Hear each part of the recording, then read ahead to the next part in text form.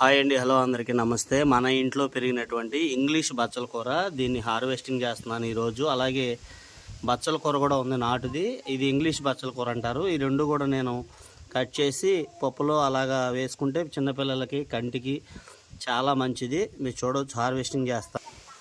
ఇదిగో చూడండి, ఇదంతా కూడా నేను హార్వెస్టింగ్ చేశాను, కట్ చేశాను. చాలా తాజాగా ఉంది వర్షం నీళ్ళకి చక్కగా. అలాగే మన ఇంట్లో పెరుగుతున్నటువంటి బచ్చల కూర ఇది కూడా చాలా బాగా పెరిగిపోయింది. దీన్ని కూడా హార్వెస్టింగ్ చేస్తున్నాను. దీన్ని అయితే మనం కుండీలో వేసామన్నమాట, మీరు కూడా వేసుకోవచ్చు.